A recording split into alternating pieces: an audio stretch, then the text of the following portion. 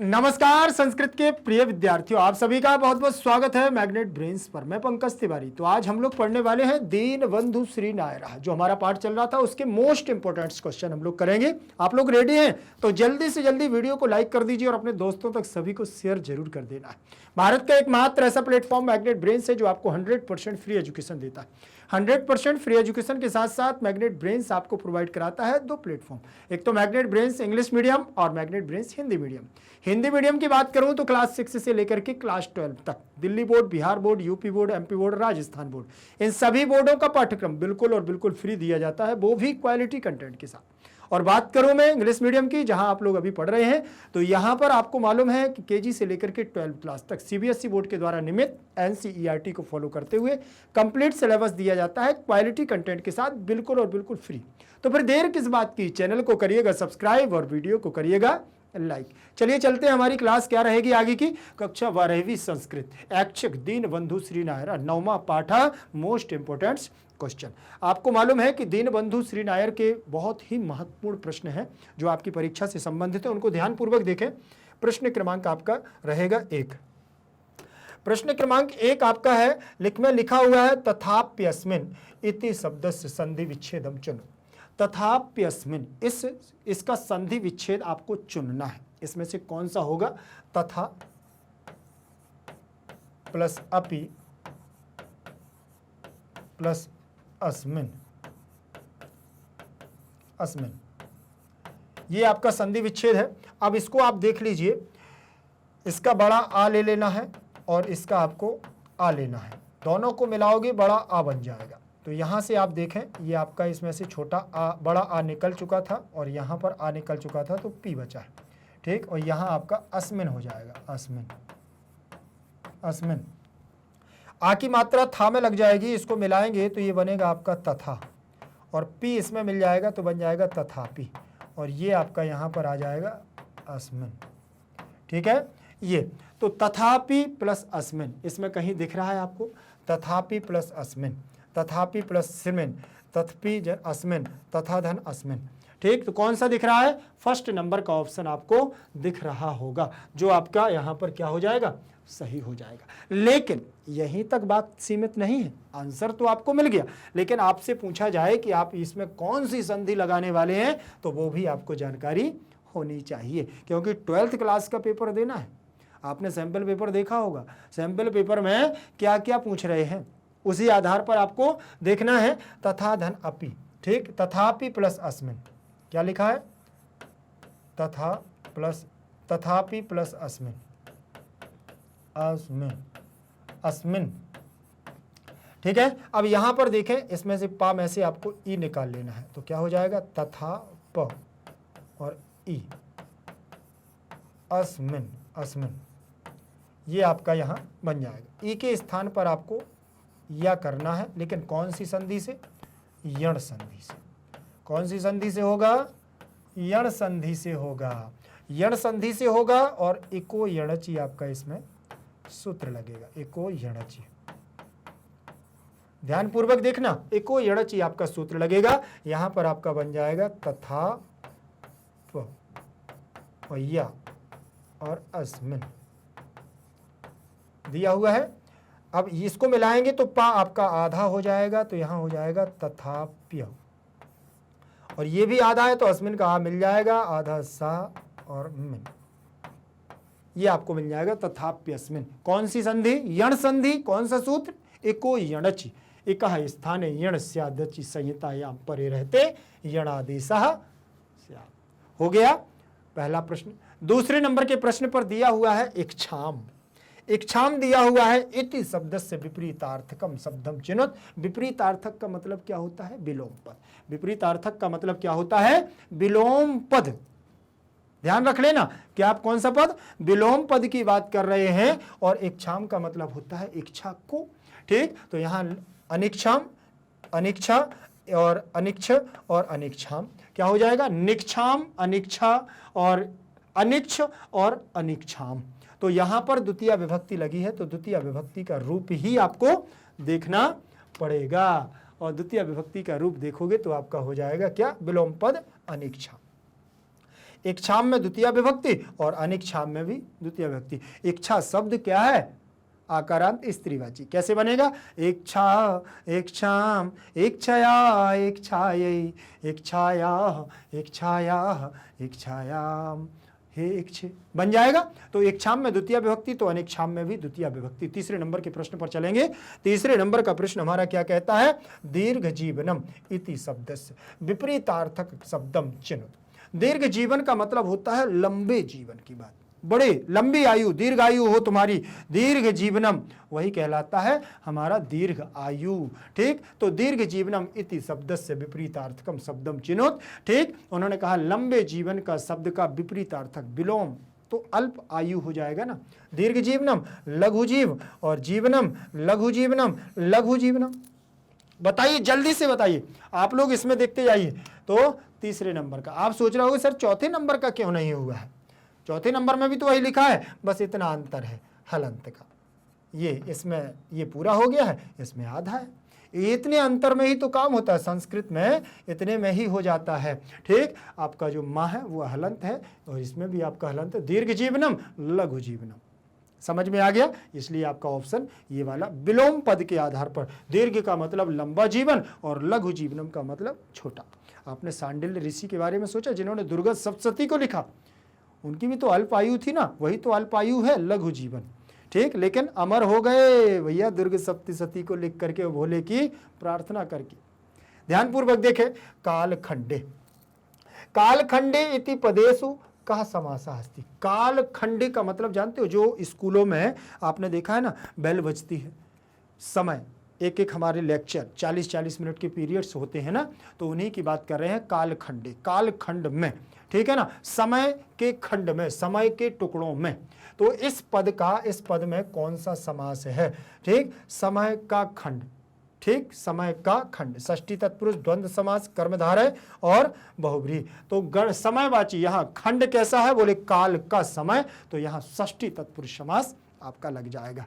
कालस्य खंडे, काल खंडे, काल का समय का खंड, कालस्य खंडे, काल का समय का खंड टुकड़ा, तो वो हो जाएगा षष्ठी तत्पुरुष समास। षष्ठी विभक्ति का रूप लग जाएगा और षष्ठी तत्पुरुष समास हो जाएगा।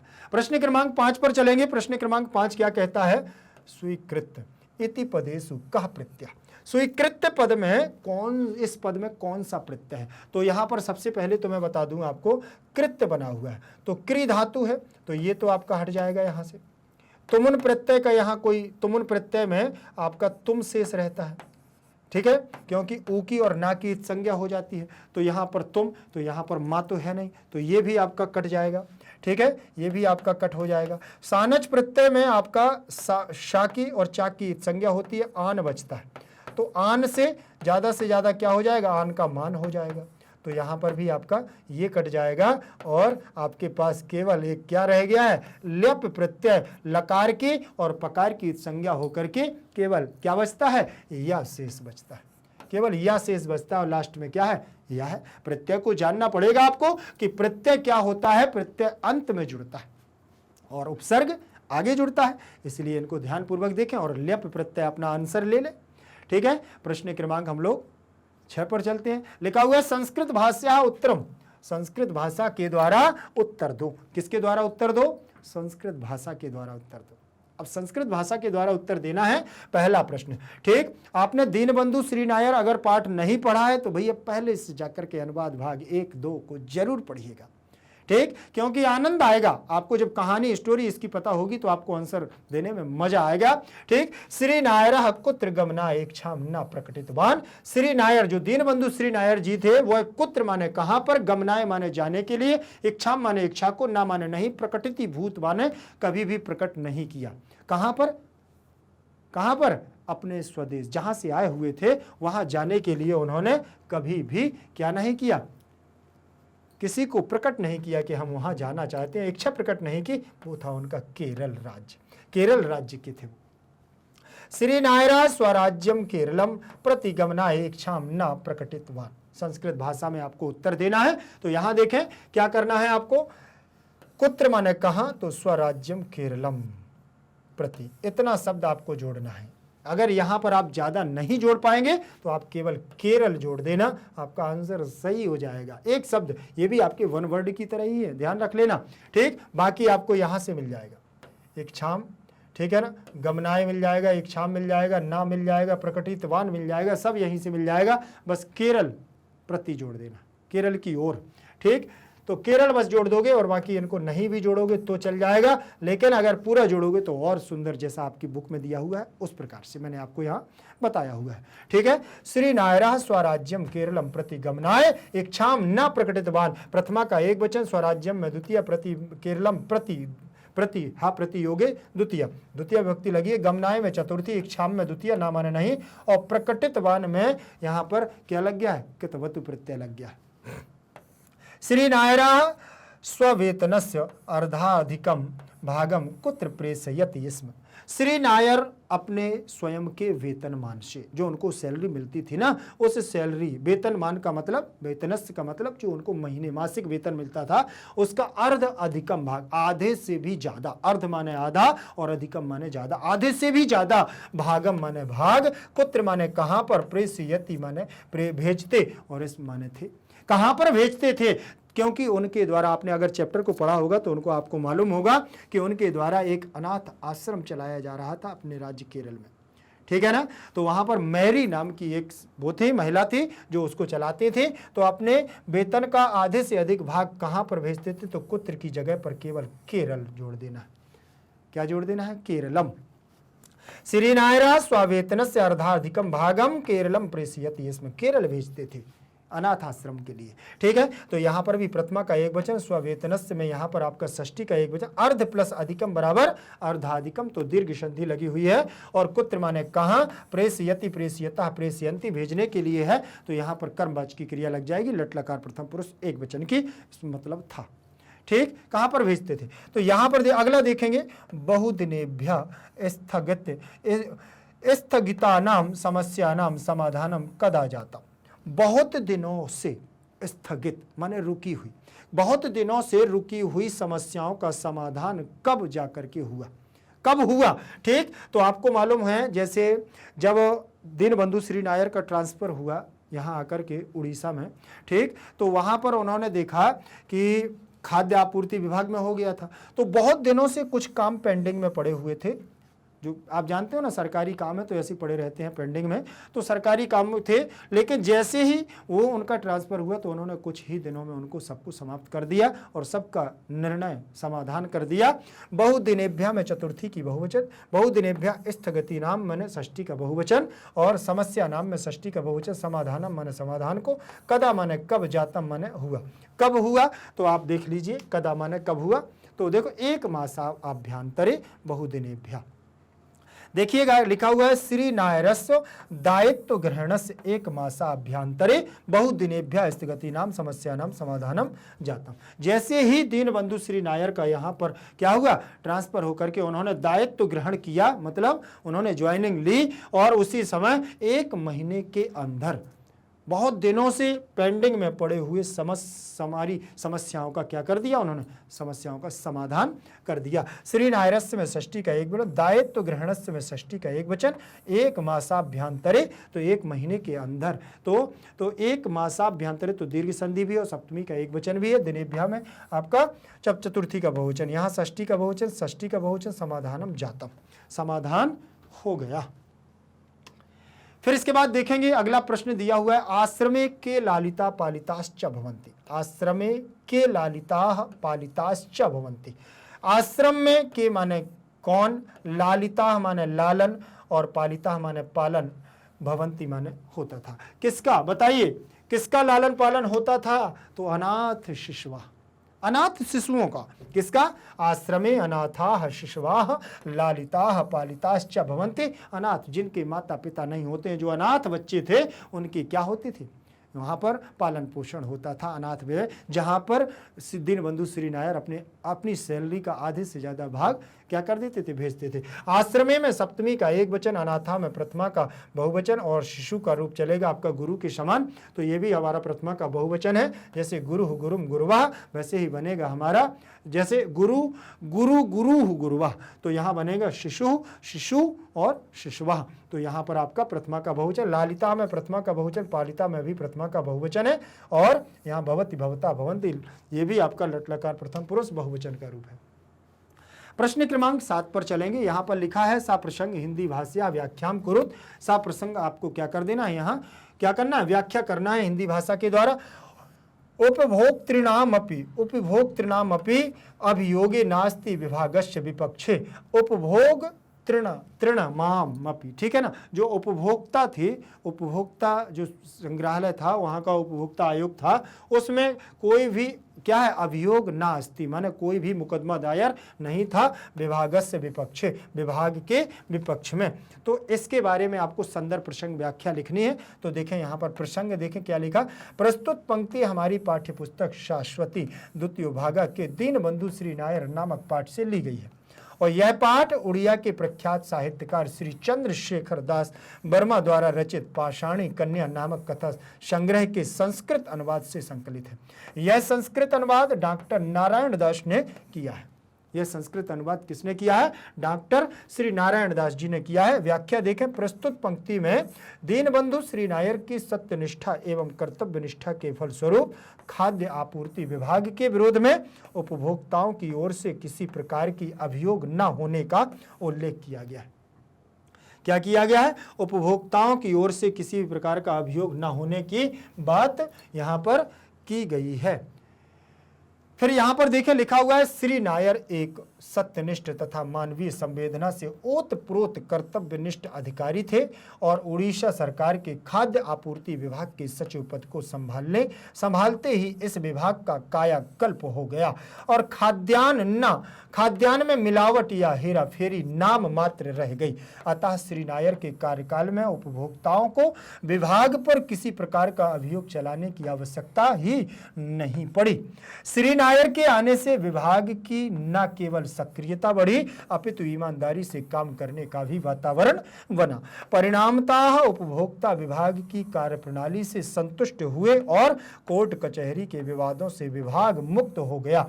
इस पंक्ति से श्री नायर की कर्तव्यनिष्ठ और ईमानदारी का संकेत मिलता है। क्या मिलता है यहाँ पर, इसके द्वारा श्री नायर की कर्तव्यनिष्ठता के बारे में भी मिलता है कि इन्होंने क्या कर दिया है, कोई भी अभियोग उन पर दायर नहीं था। फिर यहां पर देखिएगा दूसरी पंक्ति में क्या लिखा है, त्वया निर्मतो यम क्षुद्रो अनाथा आश्रमो अधुना महाद्रुमेण परिणिता। ठीक, उन्होंने कहा त्वया माने तुम्हारे द्वारा निर्मितो यम, यह निर्मित किया गया है क्या, क्षुद्र अनाथो आश्रम, छोटे से अनाथ आश्रम को, जो अधुना माने आज, महाद्रुवेण माने बहुत बड़ा, वृक्ष के समान, परिणिता माने हो गया है। ठीक है ना, आज जो गिना जा रहा है बहुत बड़े किसके द्वारा, वृक्ष के समान देखा जा रहा है। तो यहां पर देखिएगा प्रसंग में क्या बताया गया। प्रस्तुत पंक्ति हमारी पाठ्यपुस्तक शाश्वती द्वितीय भागा के दीनबंधु श्री नायर नामक पाठ से ली गई है और यह पाठ उड़िया के प्रख्यात साहित्यकार श्री चंद्रशेखर दास वर्मा द्वारा रचित पाषाणी कन्या नामक कथा संग्रह के संस्कृत अनुवाद से संकलित है। यह संस्कृत अनुवाद डॉक्टर नारायण दास ने किया है। इसका संस्कृत अनुवाद किसने किया है, डॉक्टर नारायण दास के द्वारा किया गया है। व्याख्या देखें। प्रस्तुत पंक्ति में सुश्री मैरी के उस पत्र की बात की गई है जो श्री नायर के केरल वापस चले जाने के बाद उनके क्लर्क श्री दास ने खोल करके पढ़ा था। श्री नायर ने एक अनाथ आश्रम की स्थापना केरल राज्य में की थी जिसका संचालन सुश्री मैरी करती थी। जो कौन करती थी, सुश्री मैरी ने की थी।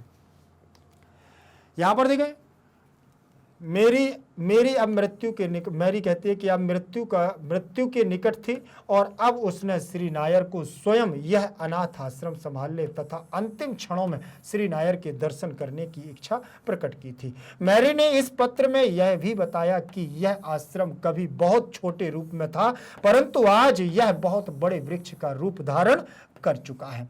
अब इसमें 100 से भी अधिक अनाथ शिशु पल रहे हैं और श्री नायर इसी आश्रम के संचालन के लिए अपने वेतन का आधे से भी अधिक भाग प्रतिमाह की 1 तारीख को ही मनी ऑर्डर द्वारा सुश्री मैरी के पास भेज दिया करते थे। इस घटना से श्री नायर का दीनों के प्रति सच्चा दया भाव प्रकट होता है, इसलिए पाठ का नाम भी दीनबंधु श्री नायर उचित ही दिया गया है। इसी कारण से यहाँ पर पाठ का नाम क्या दिया गया है? दीनबंधु श्री नायरा, दीनबंधु श्री नायरा। इसके बाद प्रश्न निर्माण करना है और प्रश्न क्रमांक हमारा 8 नंबर का है, जिसमें लिखा है रेखांकित पदानि आधारित प्रश्न निर्माणम कुरुत। रेखा से अंकित अंडरलाइन पदों को आपको क्या करना है? रेखांकित पदानि आधारित प्रश्न निर्माणम कुरुत। उन्होंने कहा जो अंडरलाइन पद हैं उनको आपको प्रश्न निर्माण करना है। तो पत्रस्य अर्धाधिकम भागम अश्रुधारा आर्द्री करोति, इसमें पत्र के आधे से अधिक भाग को अश्रुधारा मतलब आंखों की आंसुओं की धारा से आर्द्री करोति माने गीला कर दिया था। तो किसके द्वारा कर दिया था? अश्रुधारा के द्वारा। तो का पत्रस्य अर्धार्थिकम भागम कह आर्द्री करोति, कौन आर्द्री करोति करता है? कौन किसके द्वारा कर दिया गया था? अश्रुधारा के द्वारा। तो कहा आ जाएगा। वर्ष त्रयस्य आकलनात् ज्ञायते यत विभागस्य कार्य नैपुण्यम 10 गुणैः वर्धितम।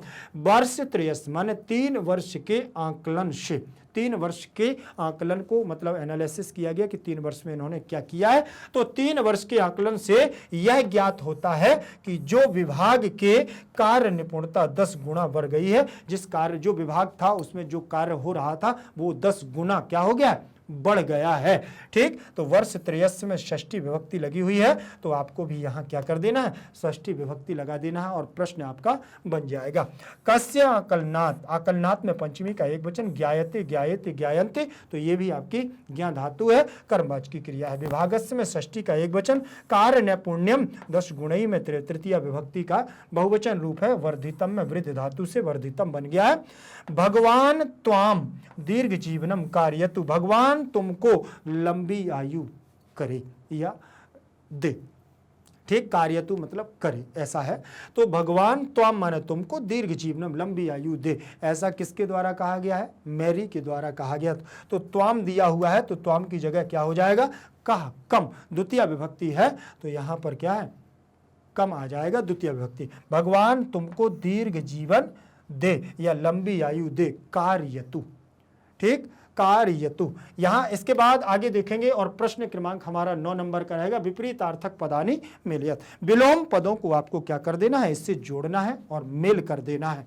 ठीक, चलिए इनको हम लोग मिलाते हैं। कैसे मिलाना है हम लोगों को? आगत्य, पहला शब्द दिया हुआ है आगत्य। आगत्य में हम इसमें कौन सा जोड़ेंगे? विस्मृत, गत्वा, न्यूनभूतम या बहुभाषी।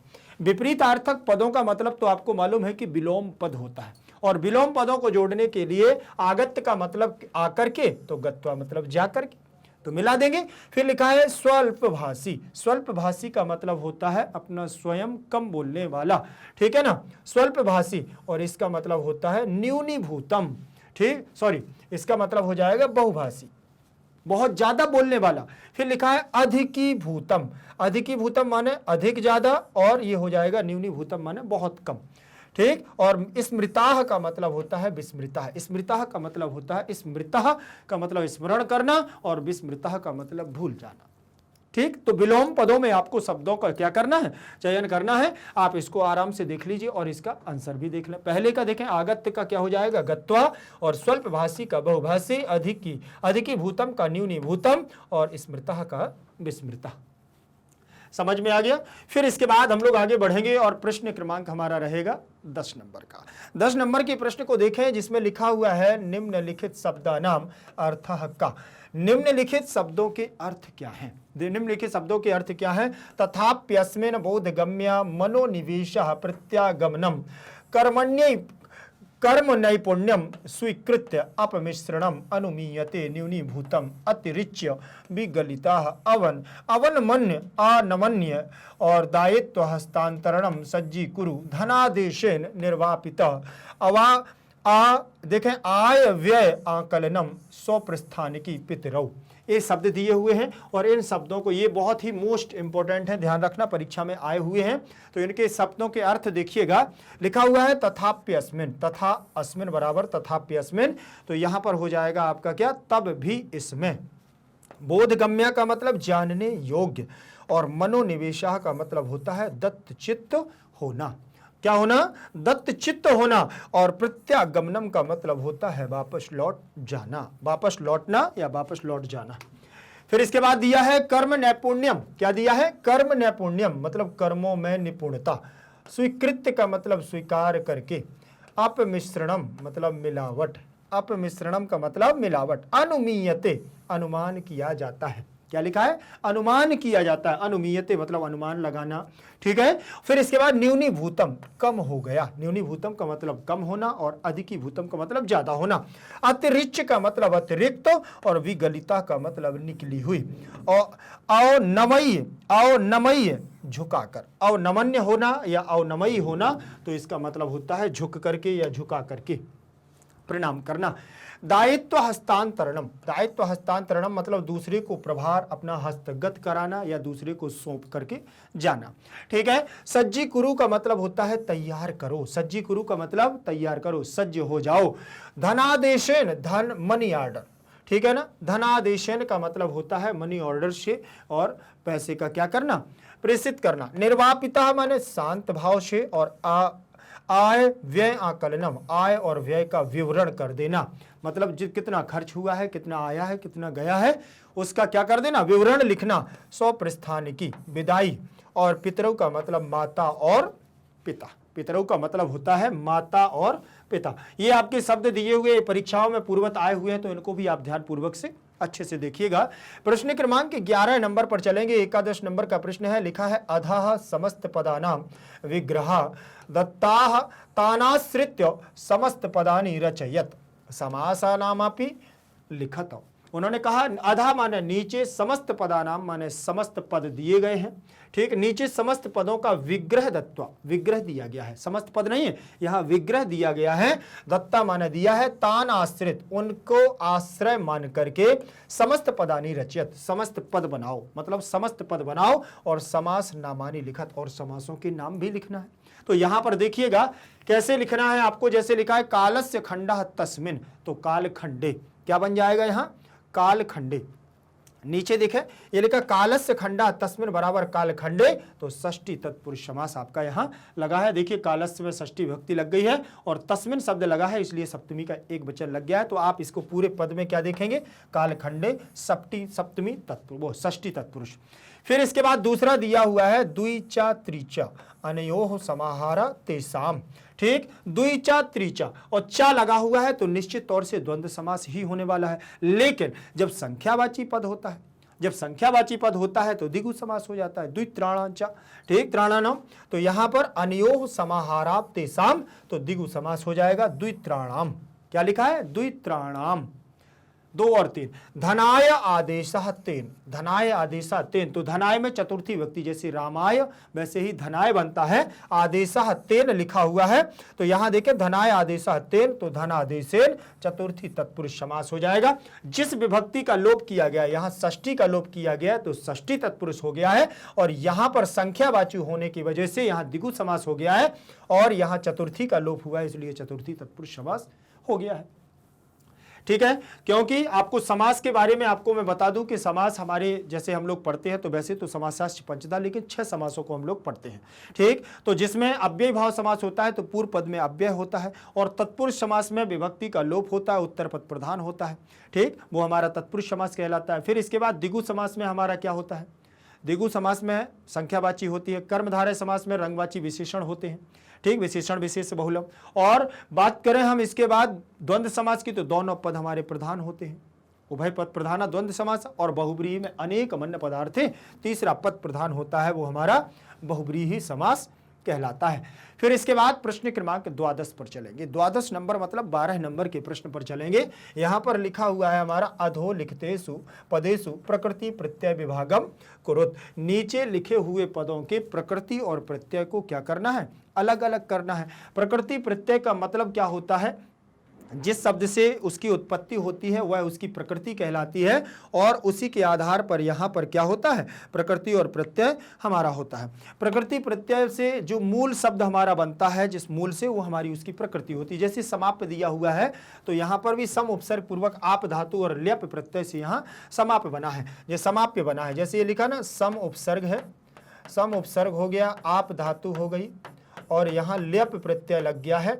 तो अब यहाँ पर उन्होंने पूछा है कि नीचे लिखे हुए पदों में प्रकृति और प्रत्यय को क्या करना है, विभागम कुरुत, मतलब अलग अलग करो। अलग अलग करेंगे तो इनको अलग अलग करने के लिए आपको देखो कैसे करना है। जैसे सम उपसर्ग हो गया, आप आपकी मूल प्रकृति हो जाएगी और ये आपका प्रत्यय हो जाएगा।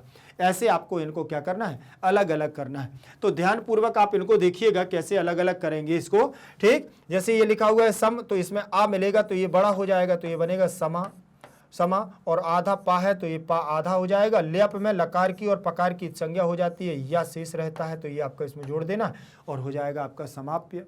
क्या हो जाएगा, समाप्य हो जाएगा। ध्यान पूर्वक देखना, तो यहां पर समाप्त हो गया। अब यहां त्यक्त्वा लिखा हुआ है, पठन लिखा हुआ है, तो त्यक्त्वा में आपका कौन सा, त्यज धातु लगी हुई है, कौन सी, त्यज धातु लगी हुई है, और कित्वा प्रत्यय लगा हुआ है, कौन सा, कित्वा प्रत्यय। कित्वा प्रत्यय में भी का की संज्ञा होकर के त्वा शेष बचता है। क्या बचता है, त्वा, त्वा शेष बचता है। यहां पर आपका त्यज लिखा हुआ है, त्यज पहले से लिखा है, तो यहां पर चो को सूत्र लग करके चा वर्ग अपने ही वर्ग की का वर्ग में परिवर्तन कर लेगा, तो ये चा वर्ग है, तो ये पहले चरत्व होकर के यहाँ त्यच हो जाएगा, और त्यच के स्थान पर फिर त्यक बन जाएगा, त्यक बन जाएगा। ठीक है, और यहाँ पर आपका त्वा प्रत्यय ज्यों का त्यों रहेगा, कित्वा प्रत्यय। और जब इसको आप मिला दोगे तो ये आपका कैसे बनेगा, त्यक का आधा आ जाएगा और त्वा यहाँ बन जाएगा, त्यक्त्वा। ठीक है, तो ध्यान रख लेना, कित्वा प्रत्यय में आपका त्वा शेष रहता है। अब यहाँ पर आपका पठन दिया हुआ है, पठ धातु से यहाँ सत्री प्रत्यय लग जाएगा। सत्री प्रत्यय में आपकी रिकारांत, रिकार की संज्ञा हो जाएगी और शकार की हो जाएगी, यहाँ अत हो जाएगा, और अत को क्या हो जाता है, यहाँ अन हो जाता है, अत का अन हो जाता है और बन जाता है आपका पठन, पठ धातु रहेगी। इसको जब मिलाएंगे तो आपका ये बनेगा पठन। ऐसे आप लोगों को ध्यान पूर्वक देखना है, ये प्रकृति और प्रत्यय आपके कहलाते हैं। ठीक है, प्रकृति कहलाती है मूल धातु जिससे शब्द का निर्माण होता है, वो प्रकृति कहलाती है। अगर यहाँ शब्द दिए हुए हैं तो शब्द भी मूल होते हैं। ठीक है, जैसे देखिए समाप्त शब्द में सम उपसर्ग है, आप धातु ल्यप प्रत्यय लगा हुआ है, त्यक्त्वा में आपकी त्यज धातु है, कित्वा प्रत्यय लगा हुआ है, पठन में पठ धातु है और सत्री प्रत्यय लगा हुआ है। ये अभी जो मैं आपको बता चुका हूं। ठीक, उसी आधार पर आपको देख लेना है कि बस इसमें से कोई प्रकृति पूछे तो जो धातु आपकी मूल होती है वो आपकी प्रकृति कहलाती है, और पीछे लगने वाला हमारा प्रत्यय होता है, लेकिन जो आगे लगा होता है वो उपसर्ग होता है। इस बात का ध्यान रख लेना। प्रत्यय हमेशा शब्द के पीछे जुड़ते हैं। ठीक है, शब्द के और धातुओं के पीछे जुड़ते हैं, वो हमारे प्रत्यय कहलाते हैं। प्रश्न क्रमांक हम लोग 13 नंबर पर चलेंगे। 13 नंबर का प्रश्न आप ध्यान पूर्वक देखें, क्या लिखा है यहाँ, अधोलिखित पदानी समास विग्रहम कृत्वा समास नामानी लिखत। नीचे लिखे हुए पदों के समास विग्रह करके, समासों का विग्रह करना है और समास के नामों को भी आपको लिखना है। इसके पहले आपने देखा तो समास का विग्रह था, आपको समस्त पद लिखना था। ठीक, लेकिन अब आपको यहां पर क्या करना है, क्या करना है, विग्रह करना है और नाम लिखा। जैसे बोध गम्या लिखा हुआ है, मनोनिवेशा लिखा है, और कर्म नैपुण्यम लिखा हुआ है, धनादेशन लिखा हुआ है, पितरौ लिखा हुआ है। तो इनको हम लोग देखेंगे तो कैसे आपको ध्यान पूर्वक देखना है। जैसे ये लिखा हुआ है बोध गम्या, तो बोधेन गम्या, बोधेन गम्या लगा हुआ है, तो बोध आपका शब्द है, इसमें बोधेन लगा हुआ है, तो ये कौन सी शब्द हमारी विभक्ति लगी हुई है, तो आप यहां से बनेंगे बोधम। ठीक है ना, बोधम, बोधम और बोधेन, ये तृतीय विभक्ति आपको लग गई है। यहाँ क्या लग गई है, बोध गम्या, मतलब बोध गम्य चले गए हैं, बोध की ओर जाकर, बोध गम्या जाकर के क्या है, उन्होंने स्मरण किया। बोध का मतलब ज्ञान को अर्जित कर लेना, समझ लेना। बोध गम्य, बोधेन गम्या, तृतीय तत्पुरुष समास यहाँ लग जाएगा, क्योंकि तृतीय विभक्ति का यहाँ पर लोप होकर के बना हुआ है शब्द। फिर इसके बाद लिखा हुआ है मनोनिवेशः, मनसः निवेशः, मनसी शब्द के रूप चलेंगे तो षष्ठी विभक्ति में आपका बनता है मनसः। ठीक है, ये बना हुआ है षष्ठी विभक्ति में मनसः, तो षष्ठी विभक्ति लगी हुई है मनसा में, इसलिए यहां पर आपका बन जाएगा षष्ठी तत्पुरुष समास। अब यहां लिखा है कर्म नैपुण्यम, तो कर्मसु नैपुण्यम, कर्म में निपुणता, कर्म में निपुणता। तो सप्तमी लगी हुई है, सप्तमी का बहुवचनांत रूप लगा हुआ है, तो यहां आपका सप्तमी तत्पुरुष समास हो जाएगा। ठीक, कर्मसु, तो यहां पर आपका बनेगा क्या, एक कर्मे, कर्मे, कर्मयोः, कर्मयोः और कर्मसु। ठीक है, यहां बन जाएगा कर्मसु, ऐसे बनेगा सप्तमी का। ठीक है, तो यहां पर जो आपका ये कर्मसु दिया हुआ है और यहां पर आपका कर्मण्याम भी बन जाएगा और कर्मण्याह, कर्मण्या सप्तमी विभक्ति, धनादेशेन दिया हुआ है तो धनाय आदेशेन तेन, तो धनादेशेन, तो यहां आपकी चतुर्थी तत्पुरुष हो जाएगा। यहां चतुर्थी विभक्ति लगा धनायक, जैसे रामः रामम, धनम धने धनानी, धनम धने धनानी, प्रथमा द्वितीया समान होता है, तृतीया में धनेर बनेगा, चतुर्थी में धनाय बनेगा, पंचमी में धनाद बनेगा, चतुर्थी विभक्ति लगी हुई है इसलिए यहाँ चतुर्थी तत्पुरुष समास हो जाएगा। पितरौ शब्द आपका दिया हुआ है, द्वंद्व समास का उदाहरण है जिसमें लिखा है माता चा पिता चा बराबर पितरौ, तो यहाँ द्वंद्व समास हो जाएगा। और ये द्वंद्व समास कौन सा, एक शेष द्वंद्व है जिसमें से स्त्रीवाची का लोप हो जाता है और पुल्लिंगवाची शब्द क्या हो जाता है, शेष बचता है। तो एक शेष द्वंद्व है, दो में से एक शेष बचता है, वो है आपका एक शेष द्वंद्व समास। ठीक है, आगे बढ़ें, इसके बाद हम लोग आगे बढ़ेंगे और हमारा ये चतुर्दश नंबर का प्रश्न होगा, मतलब 14 नंबर का प्रश्न है जिसको ध्यान पूर्वक आप देखिएगा। क्या लिखा है, अधोलिखित पदानि धातुम प्रत्ययम पुरुषम विभक्तिम वचनम पृथक चा कुरु, नीचे लिखे हुए पदों के, ठीक, अधोलिखित माने नीचे लिखे हुए, पदानी माने पदों को, क्या है, धातु प्रत्यय और पुरुष विभक्ति वचन पृथक करो। धातु भी अलग करना है, प्रत्यय भी अलग करना है, पुरुष भी अलग करना है, विभक्ति भी अलग करना है, वचन भी पृथक माने अलग करके, च माने और, कुरुत माने करो। ठीक, तो यहां लिखा हुआ है सबसे पहले प्रत्यागमनम। ठीक, यहां पर लिखा हुआ है स्वीकृत, अनुमीयते, न्यूनीभूतम, विगलिता, अवनमय, देखें अवनमन्य और सज्जी कुरु और निर्वापितम। जैसे यहां पर आपका दिया हुआ है तो यहां प्रति उपसर्ग दिया हुआ है, ठीक है ना, प्रति उपसर्ग है, और यहां आपका आ उपसर्ग है, और यहां आपकी गम धातु है, क्या दिया हुआ है, गम धातु है। ठीक, इस प्रकार से प्रत्यागमन और गमनम बन जाएगा, तो यहां पर आपका प्रत्यागम और सत्री प्रत्यय होकर के यहाँ पर अन बन जाएगा, प्रत्यागमन और रूप लग जाएगा तो प्रत्यागमनम बन जाएगा। तो इस प्रकार से आपको इनको अलग अलग करके लिखना है। ठीक है, प्रत्यागमनम, ठीक, ल्योट प्रत्यय युवोर नाकौ से अन हो जाएगा, तो ल्योट प्रत्यय भी यहाँ देखने को मिलेगा। ठीक, प्रत्यागमनम, प्रति उपसर्ग, आंग उपसर्ग और गम धातु ल्योट प्रत्यय है, यहाँ पर सत्री, अभी मैंने सत्री प्रत्यय लगाया था। ठीक है, तो अब यहाँ पर ल्योट प्रत्यय भी है, ध्यान रख लेना, ये आपका ल्योट प्रत्यय में लकार और टकार की संज्ञा यू आपका बचता है, और एक सूत्र आता है युवोर नाकौ, युवोर नाकौ सूत्र से यहाँ यू को क्या हो जाता है, अन आदेश हो जाता है, यू को क्या हो जाता है, अन, तो भी आपका यहाँ पर ये बन जाएगा, तो ये प्रत्यागमनम बन जाएगा। लेकिन यहाँ पर एक बात ध्यान रखना, प्रति आंग उपसर्ग, आपका संस्कृत में बड़ा आ उपसर्ग नहीं होता है, आंग उपसर्ग होता है। कौन सा उपसर्ग होता है, बड़ा आंग, आंग उपसर्ग होता है, यहाँ पर अंगाकार की संज्ञा हो जाती है और आ शेष बचता है। ठीक, अब यहाँ से प्रत्यांग जब बनाएंगे हम, तो यहाँ पर आप या देख रहे होगे, बड़ा या लिखा हुआ है ना, तो यहाँ यण संधि का योग भी होता है, ध्यान रखना है। जैसे ये लिखा हुआ है प्रति प्लस आंग लिखा है ना, तो यहाँ से आप जैसे प्रा और ता में से यहाँ पर छोटी ई आ जाएगी और आंग आ जाएगा, आंग आ जाएगा। ठीक, तो यहाँ पर आपका ये प्रा ता और ई दिया हुआ है, ई के स्थान पर आपका या आदेश हो जाएगा, इको यणचि सूत्र से। किससे होगा, इको यणचि सूत्र से हो जाएगा। इसको मिलाएंगे तो ये बनेगा प्रत्यय, प्रत्यय और आ मिल जाएगा तो प्रत्या, और अंगाकार की संज्ञा हो गई तो आ इसमें शेष हो जाएगा, और पीछे दिया हुआ है आपका गम धातु और ल्योट प्रत्यय, ल्योट प्रत्यय, तो यहाँ पर इसको मिलाएंगे तो ये बनेगा आपका प्रत्यागम, आधा माह हो गया।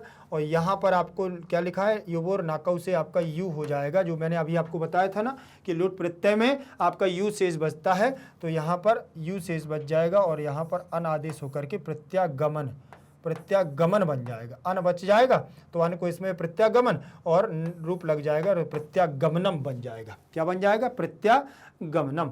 ठीक, प्रथमा विभक्ति का एक वचन का रूप हो जाएगा। फिर इसके बाद दिया हुआ है आपका स्वीकृत, स्वीकृत में आपका सुई, यहाँ पर सुई आपका क्या दिया हुआ है, सुई, तो ये आपका उपसर्ग हो जाएगा, क्री धातु लग जाएगी और ल्यप प्रत्यय लग जाएगा, तो क्री से कृत बना लेना है। ठीक, ये लिखा हुआ है आपका सुबी और क्री धातु और ल्यप प्रत्यय, ल्यप प्रत्यय, लकार की और पकार की संज्ञा या शेष रह जाएगा, क्री धातु से आपको कृत बना लेना है और यहाँ पर सुवी शब्द रहेगा। ठीक, उपसर्ग, तो इसको मिलाएंगे तो सुवीकृत, क्री आधा ता और या जुड़ जाएगा, स्वीकृत बन जाएगा ल्यप प्रत्यय के योग से। किसके योग से? ल्यप प्रत्यय के योग से। अनुमीयते, तो अनु उपसर्ग है, मा धातु से लट लकार प्रथम पुरुष एक वचन में रूप बनेगा विधिलिंग लकार में, अनुमीयते, अनुमीयते, अनुमीयन्ते, ऐसे रूप बनेगा। तो सीधे सीधे लट लकार में रूप बना देना है, अनुमीयते का रूप, तो सीधे सीधे रूप बन जाएगा, कर्मवाचक की क्रिया लगी हुई है, अनुमान लगाने। न्यूनी भूतम, तो न्यूनी और भू धातु लग जाएगी और कित प्रत्यय से यहाँ का की संज्ञा हो जाएगी, ता शेष बचा है, तो यहाँ सीधे न्यूनी भूत बनेगा और रूप लग जाएगा, तो न्यूनी भूतम बन जाएगा, सीधे सीधे न्यूनी भूतम बन जाएगा। ठीक है, ध्यान रखना जो आपको ये चिन्ह लगा हुआ है, ये आपका यहाँ किसका? धातु का सूचक है, धातु का सूचक है। फिर लिखा हुआ है विगलिता, विगलिता, तो बी उपसर्ग है, गल धातु है, कित प्रत्यय, टाप प्रत्यय। अब यहाँ पर दो प्रत्यय लगे हुए हैं, पहले तो का की संज्ञा होकर के बी गलत बनेगा, क्या बनेगा? बी गलत, ऐसे बन जाएगा। फिर टाप प्रत्यय बी गलित बन जाएगा, इट का आगम होकर के बी गलित बन जाएगा और टाप में से आ शेष रहेगा, तो स्त्रीवाची टा और ये पा की संज्ञा होकर के आ बच जाएगा और स्त्रीत्व की विविक्षा में विगलिता बन जाएगा। ठीक है, फिर लिखा हुआ है अवनमयी, तो अव उपसर्ग है, नम धातु है, ल्यप प्रत्यय में पा की संज्ञा होकर के यहाँ या हो जाएगा और अवनम्य बन जाएगा, अवनम्य। ठीक, और यहाँ पर एक बात ध्यान रखें, माँ और आधा या का लोप होकर के यहाँ अवनमन्य बन जाएगा। सज्जी कुरु दिया हुआ है, तो सज्ज आपकी धातु है, चिव धातु है, क्री धातु है, ये दोनों आपके सज्ज शब्द दिए हुए हैं और क्री प्रत्यय लोट लकार में आपका यहाँ क्या बन जाएगा? सज्जी कुरु। सज्जी तो सज और प्लस चिव से बन जाएगा सज्जी और क्री धातु से यहाँ कुरु बन जाएगा, लोट लकार आज्ञार्थक मध्यम पुरुष का लोप लगा हुआ है। ठीक, एक वचन का रूप, कुरु, कुरुतम, कुरुत, ऐसे रूप बनता है। ठीक है, यहाँ पर बनेगा जैसे प्रथम पुरुष में बनेगा कुरुत, कुरुताम, कुरुताम, और यहाँ बनेगा कुर्बन, कुर्बन, यहाँ बनेगा आपका मध्यम पुरुष में कुरु, यहाँ बनेगा कुरुतम, कुरुतम, यहाँ बनेगा कुरुत, कुरुत। ठीक, ऐसे आपके रूप बनेगा। तो ये कुरु जो दिया हुआ है ये मध्यम पुरुष का रूप दिया हुआ है, मध्यम पुरुष, ये लिखा है ना मध्यम पुरुष एक वचन। ठीक है, फिर लिखा है निर्वापिता, क्या लिखा है? निर्वापिता, तो निर उपसर्ग है, वापी यहाँ पर आपका क्या लग गया है? इणिच प्रत्यय के साथ में कित प्रत्यय होकर के निर्वापित बन जाएगा और एक वचन का रूप लग जाएगा प्रथमा का, तो यहाँ निर्वापिता बन जाएगा सीधे सीधे। ठीक है, फिर इसके बाद हम लोग चलेंगे, प्रश्न क्रमांक हमारा 15 नंबर का दिया हुआ है। 15 नंबर के प्रश्न पर लिखा हुआ है अधोलिखिता नाम विशेष पदानाम विशेषण पदानी पाठा चित्वा लिखत। नीचे लिखे हुए विशेष पदों के, विशेष पदों के आपको विशेषण पदों को पाठ से चुन करके लिखना है। विशेषण और विशेष पहले जान दो, जो महत्वपूर्ण होता है वो विशेष कहलाता है और जिसके बारे में बताया जाता है जिस शब्द से, वो उसका विशेषण कहलाता है।